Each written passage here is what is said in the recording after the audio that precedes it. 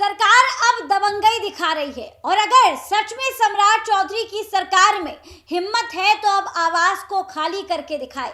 दरअसल ये मैसेज जो है वो सिंगापुर से आया है। जी हाँ, लालू प्रसाद यादव की किडनी देने वाली बेटी ने राबड़ी देवी के बंगले को खाली करने को लेकर जो विवाद शुरू हुआ उस पर अपनी प्रतिक्रिया दे दी है। उन्होंने सीधा सम्राट चौधरी की सरकार को दबंग बता दिया है। उन्होंने कहा है कि दबंगई की जा रही है। नमस्कार, आप देख रहे हैं देशवा न्यूज और मैं हूं आपके साथ अंजलि तिवारी।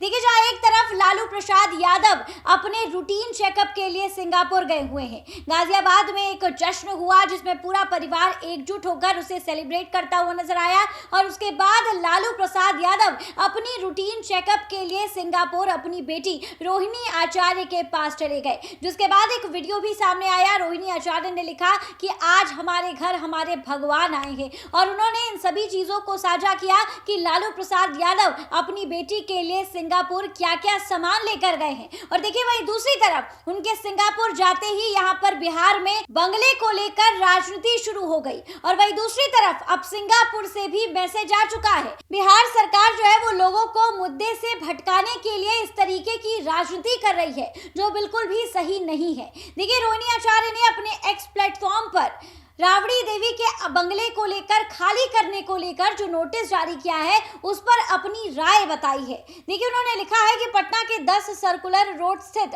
सरकारी आवास खाली करने को लेकर लालू प्रसाद पर एक और बार नोटिस दिया गया है। उस मुद्दे पर लालू प्रसाद यादव की बेटी रोहिणी आचार्य ने खुलकर सामने आकर सरकार का सामना किया है। रोहिणी आचार्य ने सरकार को चैलेंज देते हुए सोशल मीडिया एक्स पर लिखा है कि अगर हिम्मत है तो जबरन बंगला खाली करवा के सरकार दिखाए।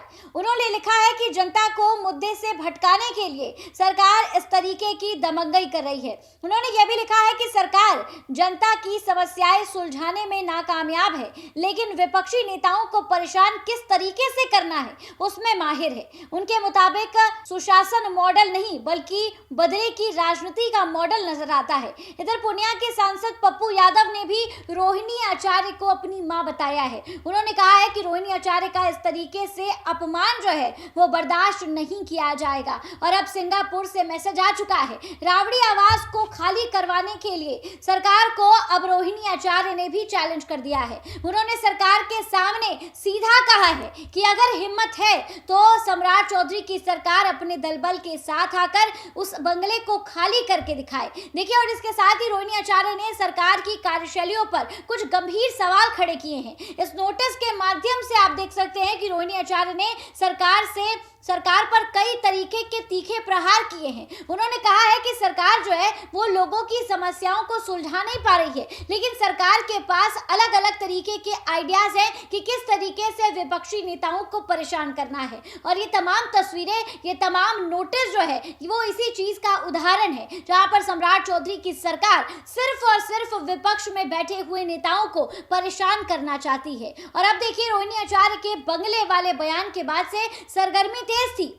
वहीं दूसरी तरफ अब सिंगापुर से भी ये बड़ा चैलेंज का ऑफर जो है वो सम्राट चौधरी को आ चुका है। देखना दिलचस्प होगा कि इस बंगले की राजनीति शुरू तो हो गई है लेकिन खत्म कहां पर होती है। फिलहाल इस खबर पे आपकी क्या कुछ राय है हमें कमेंट के माध्यम से जरूर साझा करें और ऐसी तमाम खबरों के लिए हमारे साथ बने रहे देशवा न्यूज पर।